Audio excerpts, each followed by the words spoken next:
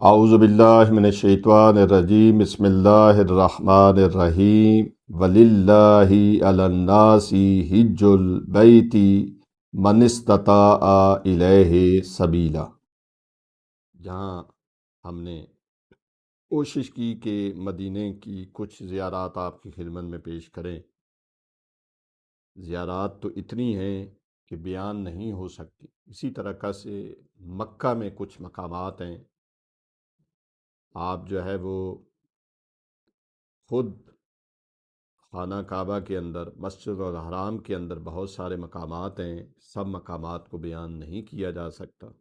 جناب ہانی کا گھر موجود ہے خانہ کعبہ کے پاس ہی، جہاں سے رسول خدا صلی اللہ علیہ وآلہ وسلم معراج پہ گئے تھے۔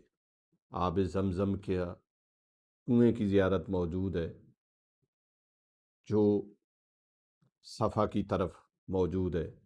جناب ختیجہ کا گھر موجود تھا۔ اس کے علاوہ وہ مقام موجود ہے کہ جہاں پہ جناب ختیجہ کا مال آ کے اترتا تھا۔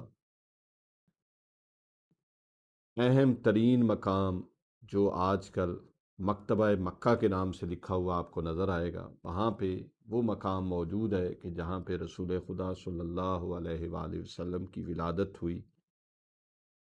اس کی آپ زیارت کر سکتے ہیں۔ وہیں پہ جناب ابو طالب کا گھر موجود ہے۔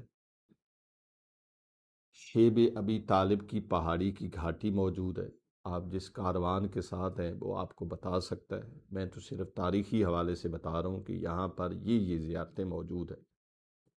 مسجد جن موجود ہے، مسجد فتح موجود ہے، خود ان کی تاریخ ہے۔ اس کے علاوہ غار حرا، جہاں پہ رسول خدا صلی اللہ علیہ وآلہ وسلم پر پہلی وحی نازل ہوئی، اور مولا امیر المومنین علیہ السلام اس وحی کے پہلے گواہ ہیں۔ غار ثور، جہاں پہ مولا رسول خدا صلی اللہ علیہ وآلہ وسلم علی کو اپنے بستر پر سلا کے 3 دن تک قیام کیا اور اس کے بعد ہجرت کر کے مدینے گئے۔ اس کے علاوہ حتیم اور ہجر اسماعیل جو موجود ہے خانہ کعبہ میں، رکن یمانی کے اندر وہ شق دیوار موجود ہے جہاں سے مولا امیر المومنین علیہ السلام کی والدہ گرامی اندر گئیں اور مولا کی ولادت خانہ کعبہ میں ہوئی۔ خداوند عالم سے دعا ہے کہ ہم سب کو یہ زیارات نصیب فرمائے، اور جو زیارات حج پہ ہیں خدا ان کے حج اور زیارت کو قبول فرمائے۔ وآخر دعوانا ان الحمدللہ رب العالمین۔ ہماری گزارش ہے کہ ہمارے فیس بک، یوٹیوب اور انسٹاگرام کے تمام پیجز کو لائک کریں، شیئر کریں اور سبسکرائب کریں۔ آپ کی حوصلہ افزائی ہمارے لیے قیمتی سرمایہ ہے۔ شکریہ۔